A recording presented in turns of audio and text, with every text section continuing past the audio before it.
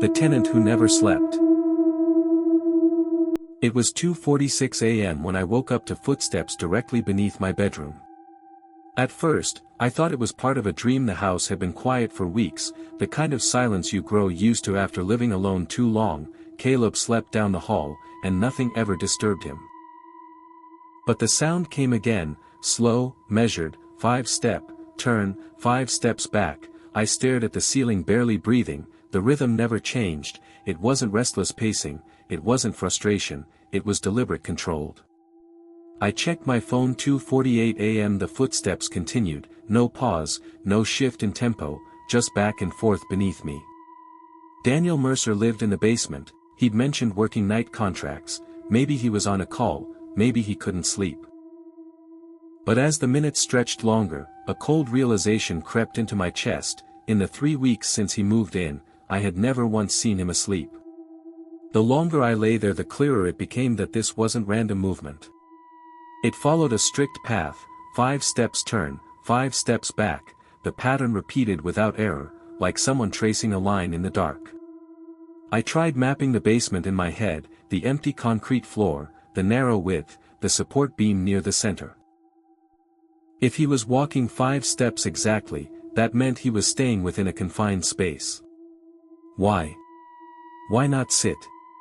Why not lie down? Why not rest? The air in my room felt heavier. I pressed my palm against the mattress. For a moment, I swore I felt the faintest vibration.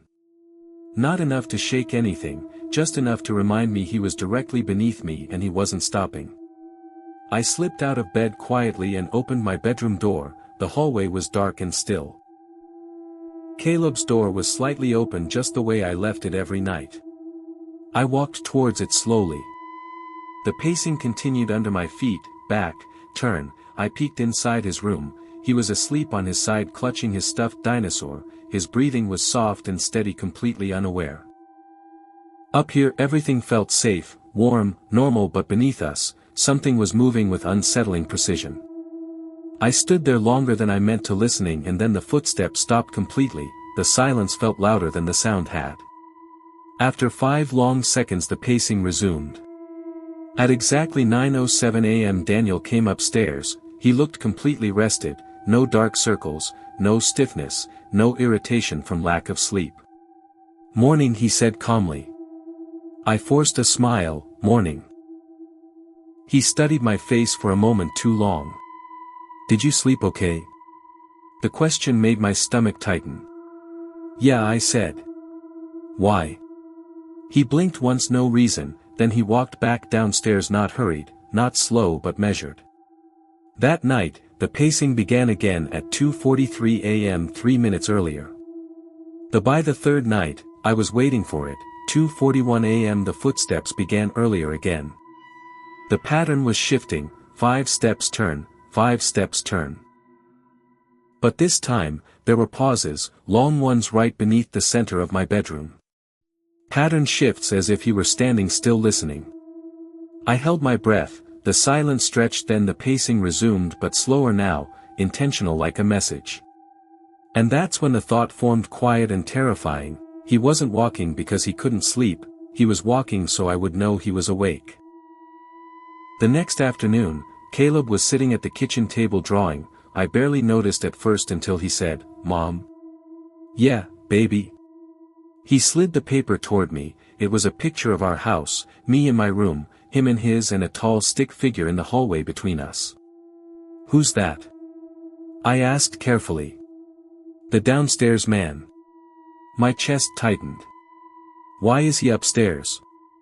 Caleb shrugged. "He watches." My throat went dry. "Watches what?"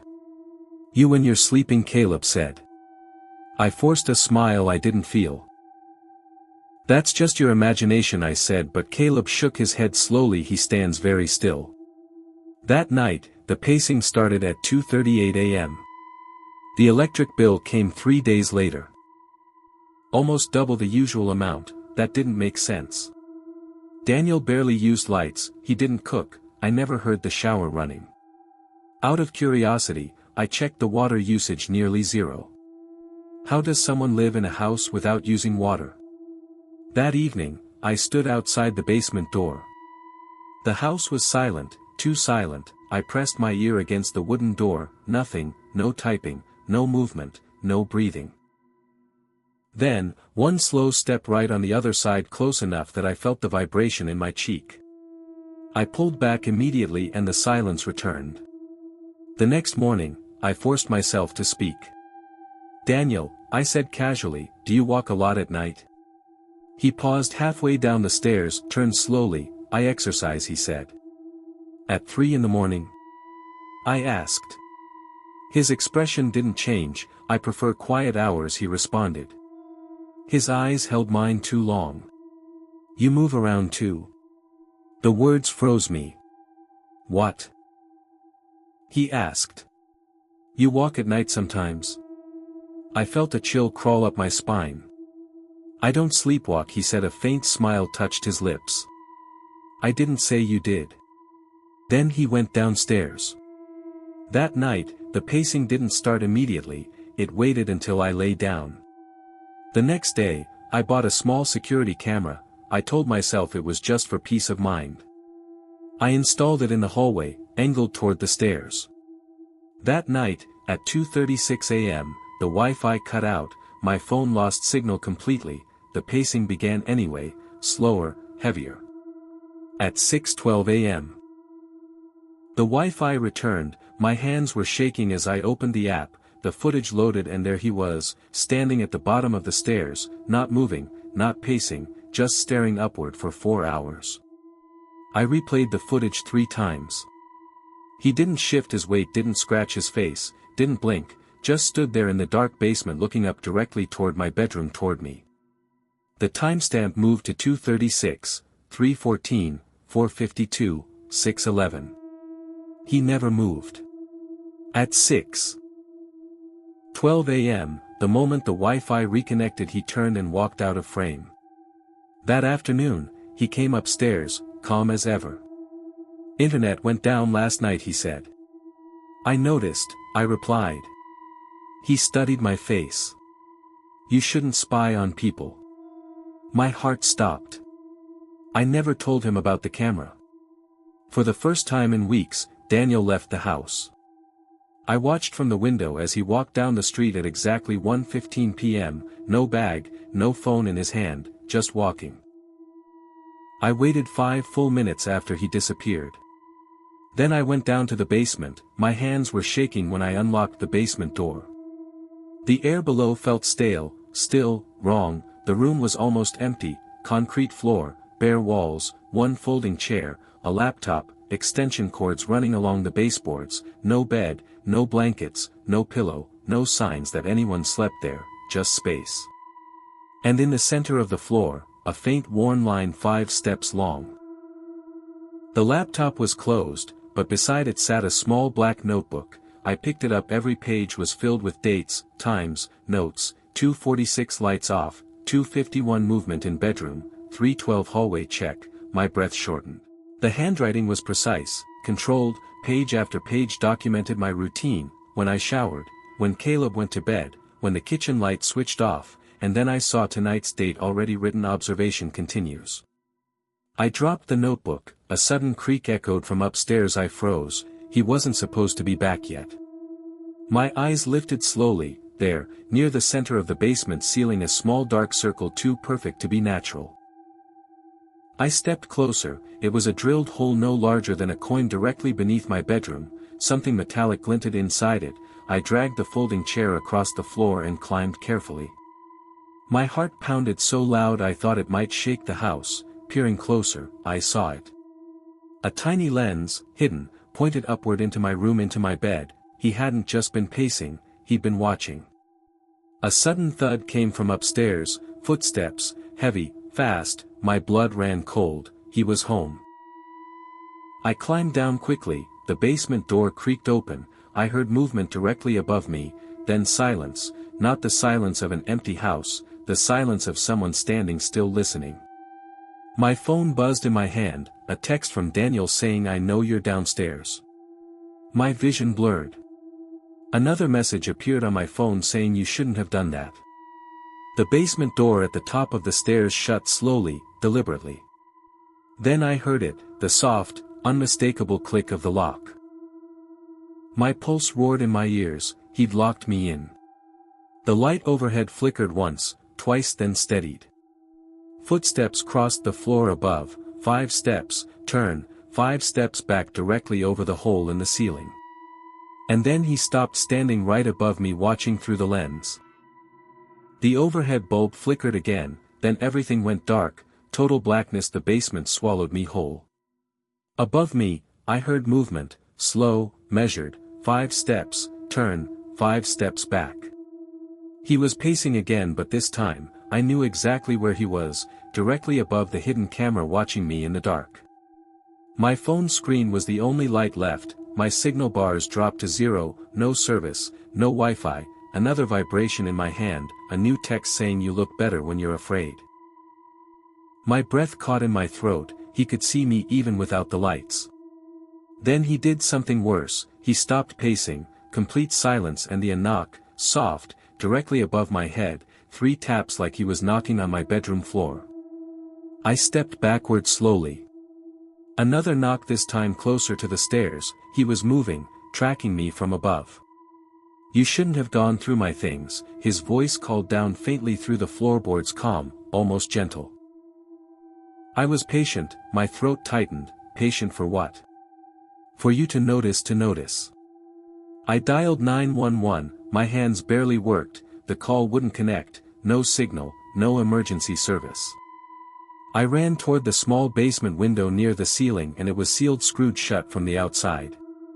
Panic rose in waves, my phone buzzed again, a photo, this time my bedroom taken seconds ago. Empty, the caption reads the wrong room. Footsteps crossed above me again, not 5 steps now, longer strides, faster. He wasn't pacing anymore, he was moving with purpose. Something inside me snapped. I grabbed the folding chair and slammed it against the basement door, once, twice, the wood cracked but didn't give in. Above me, the pacing resumed, 5 steps, turn, 5 steps, like he was resetting himself. Recentering. You're making this harder, his voice drifted down calmly. You were supposed to feel safe. Safe? My mind raced. The notebook, the logs, the camera, this wasn't random obsession, this was preparation. Preparation for something planned, and whatever that plan was, it wasn't finished yet. The basement light flickered back on suddenly, blinding me. The lock above clicked slowly, deliberately. The door creaked open, footsteps descended the stairs, not rushed, not angry, measured. Each step controlled. I backed toward the far wall. He appeared at the bottom of the staircase, calm, expressionless, eyes steady. You weren't supposed to go looking, he said softly. Then he tilted his head slightly. But now you understand, he said. My voice barely worked. Understand what? I asked with fear. He smiled faintly. That I never sleep, was his response. Daniel stood at the bottom of the stairs like he belonged there. Calm, balanced, completely in control. I observe patterns, he said softly. People are most honest when they think no one is watching. My mouth felt dry. You put cameras in my room? He tilted his head slightly, saying you invited me into your home. That doesn't give you the right to. I never touched you, he interrupted gently. Never crossed the line. His eyes held mine. I just watched. The way he said it made my skin crawl. You pace to keep yourself awake, I whispered. He smiled faintly. No, he stepped closer. I pace so you know I'm awake. You wanted me to notice, I said slowly. Yes, he said. Why? I asked. He didn't hesitate. Because fear changes behavior. He gestured upward. When you're afraid, you move differently, you check your child more often, you lock doors twice. My stomach turned. You've been studying us. Learning you, he corrected calmly. His voice remained steady. I needed to know how long it would take. How long what would take, for you to come downstairs. My breath caught. You always do, he added quietly. Curiosity always wins. Suddenly, red and blue lights flashed through the basement window. Daniel didn't flinch. Sirens wailed in the distance.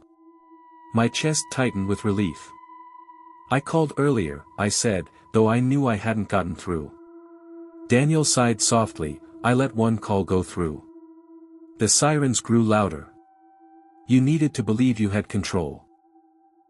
He stepped back toward the stairs. They'll find nothing. What? I wiped the drives. Removed the lens. Burned the notebook. The basement suddenly looked emptier, cleaner, like none of it had happened. The police searched the basement thoroughly, no camera, no drilled hole, no logs, no signs of forced locking.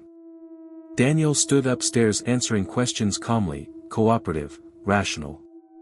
He says you've been stressed, one officer told me gently. Single parent. Adjustment issues. I felt the floor tilt beneath me. He was watching us, I insisted. The officer glanced at Daniel. He looked concerned, almost sympathetic. There's no evidence of that, ma'am, and that was the worst part. There was nothing.